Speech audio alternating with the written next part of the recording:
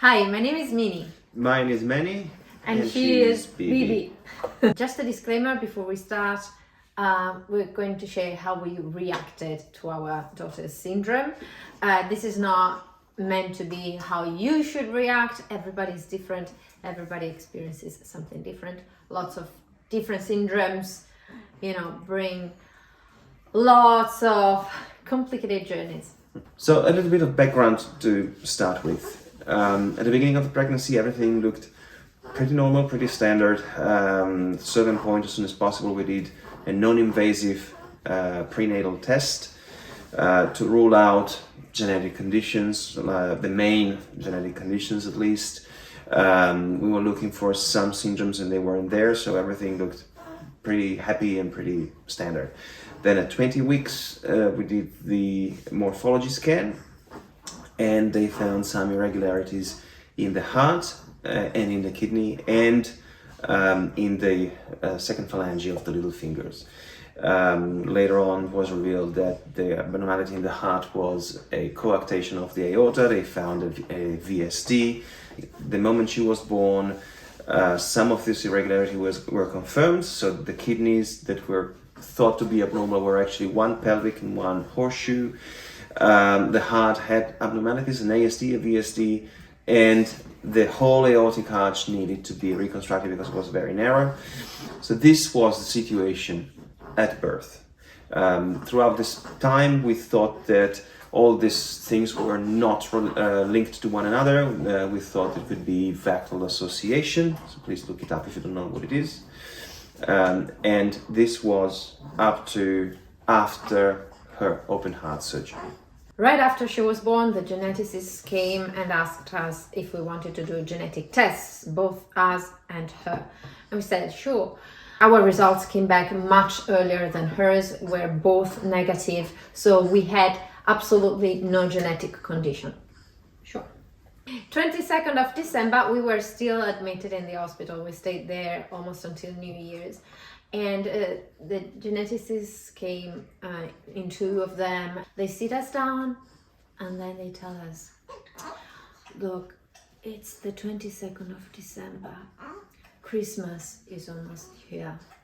So if you want that we wait for the results, if you want to spend Christmas together happily, and then we can talk about it.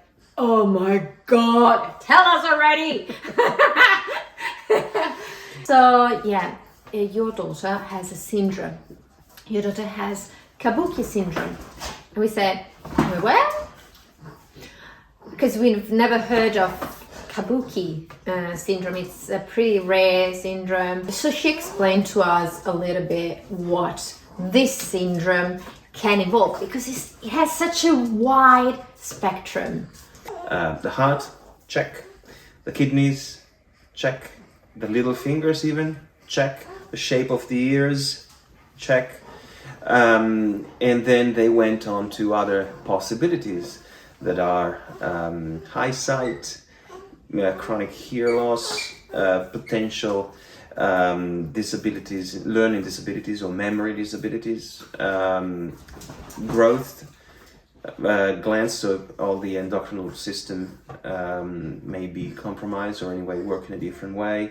They went through other potential abnormalities like the joints, the muscle tone, cleft palate, so speech impediments or speech difficulties. And so they start talking also about what we could do in terms of getting support.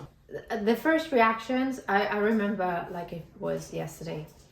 It was, you know what, we can do it. We can do it. Actually, we are a great couple. We love each other very much. We love her. So if anyone can do it, these guys can do it.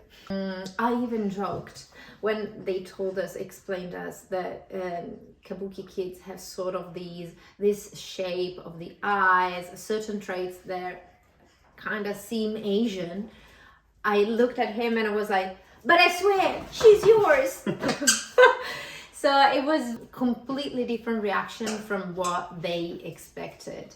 I even felt relieved at a certain point, because when they told us that many Kabuki kids have feeding issues, I felt, okay, thank God.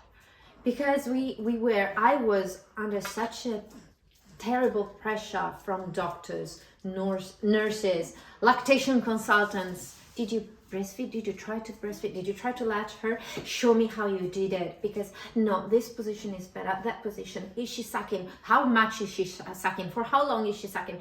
And I was seeing that we were not there. She was not sucking. It was tiring her so much. She would get upset, and I was like, what am I doing wrong? What is she doing wrong? Once we found out that the syndrome might have been the cause and she could have a suspected cleft palate, I was like, okay, it's not us. We're not dumb. There's a syndrome. Then all of a sudden we had to go out, start talking between ourselves, and that started to become a bit more impactful. When it hit really hard was when we had to tell our friends and family. We had the results, and Bibi has a genetic syndrome, so she's gonna need disability support probably for the rest of her life. This thing is not going away for just a couple of surgery. It's gonna take a much longer, more complicated, more articulated journey. And we had very, very different reactions on that.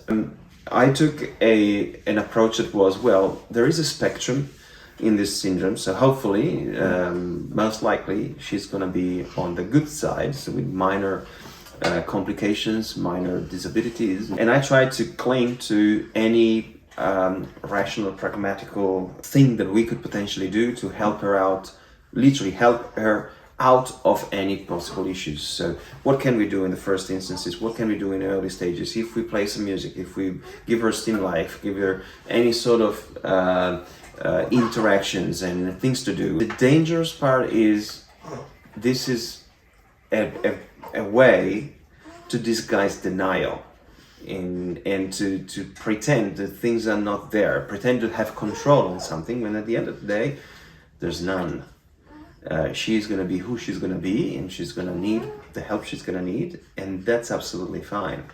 I had a very different reaction. I had 50 shades of reactions. So when we got out and I had to leave the voicemail to my siblings, I was like, oh my God. So I'm kind of embarrassed to tell them that my kid might be disabled for the rest of her life. Like, how am I telling people in a nice way?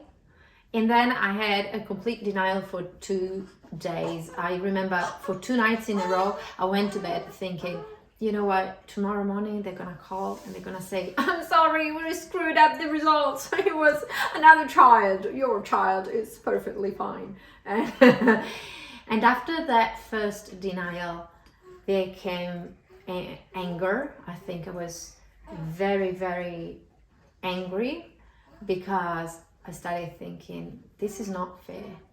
If there was someone who during her pregnancy took absolutely every single precaution to be able to eat as healthy as I could. I even removed caffeine completely, even if you're allowed a couple of coffees.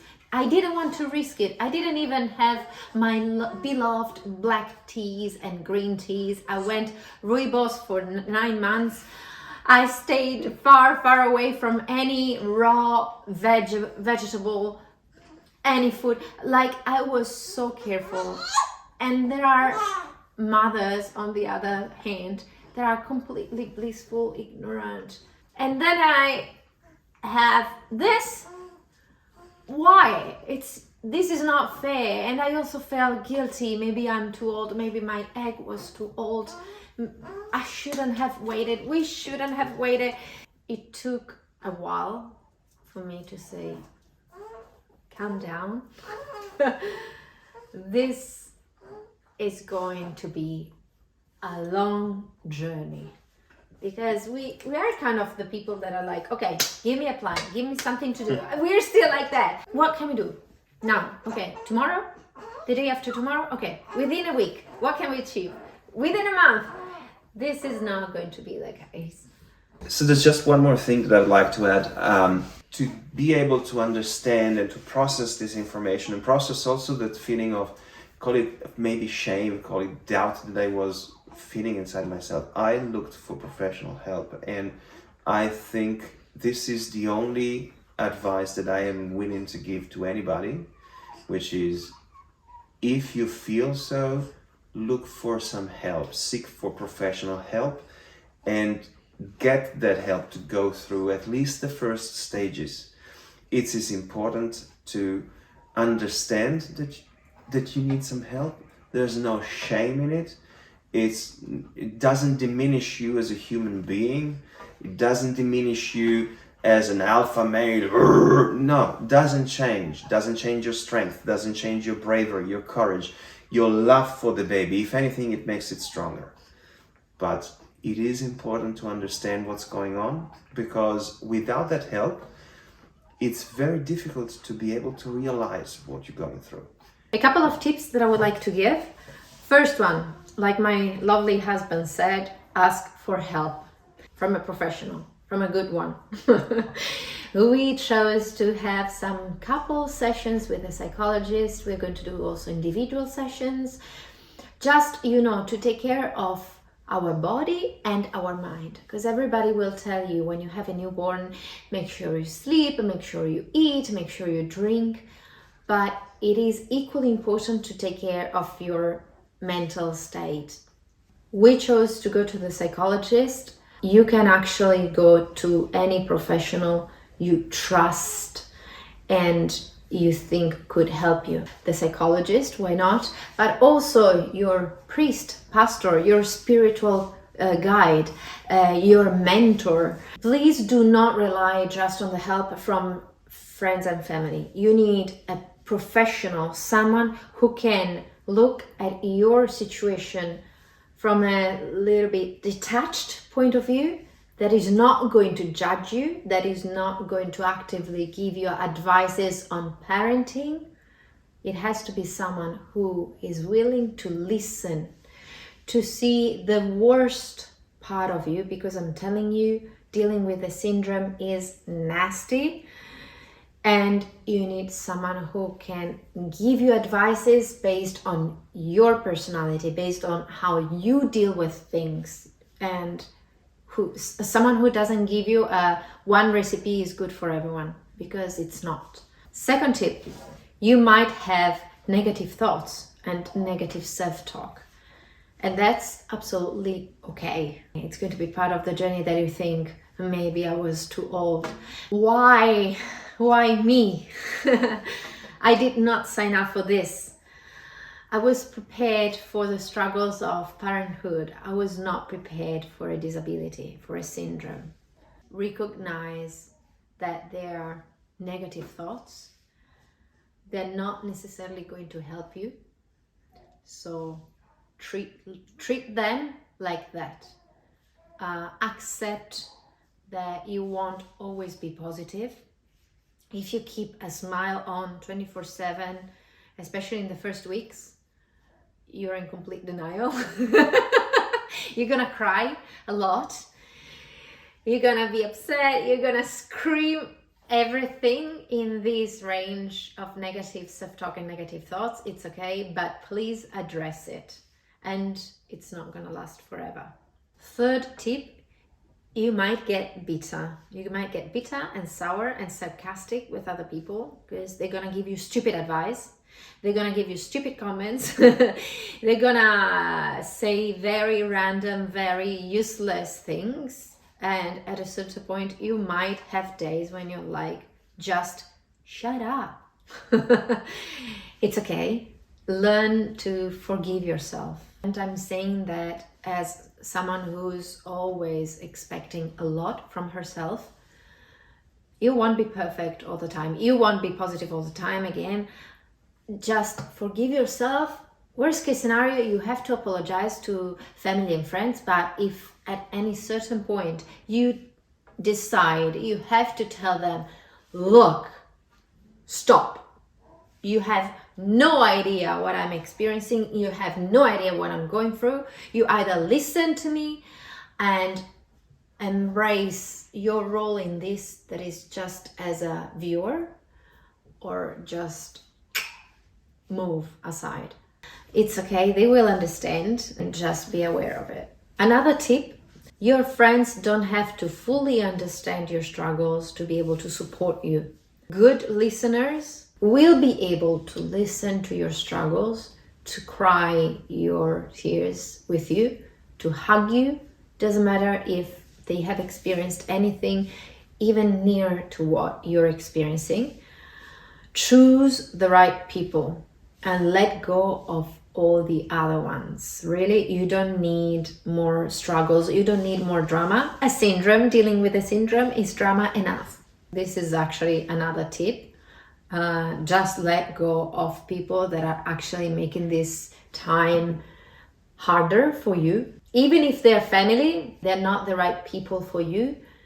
Not right now, it might change, situations might change, but especially when you get the news of your baby's syndrome, you do not need people who belittle you, who judge you. Let them go, okay? Just stop listening and let them go. You need people who help you. You do not need people who make it even harder for you. You need all the love that you can have in this world around you, around your baby. And that's actually my last advice. Treat everything, every experience, every thought, every day with a lot of love. The light will be there. You will live dark moments. You will live the darkest moments of your life, possibly. But if you deal with everything with love and you let every single emotion go through you and you just accept that, I think you're gonna make it. I think you're gonna become a very, very strong person, very opinionated, because you learn to advocate for your kid every single moment of your lives. But with love, you will be able to find again your smile. You will be able to look at each other and just love that moment of connection. So this is us. How long did it take us to accept the syndrome? I'll tell you when we get there. The journey is going to be long, exhausting, worth it. Sometimes they're absolutely difficult. Some other times are absolutely blessed. Stay safe. Go hug your beloved ones. I will talk to you soon. Ciao. My name is Minie. My name is Minie. And she is... Hi, my name is Minie. And my name is Minie. Hi, my name is Minie. My name is Minie. And she is Bibi. Bibi. Okay. Okay. Got it.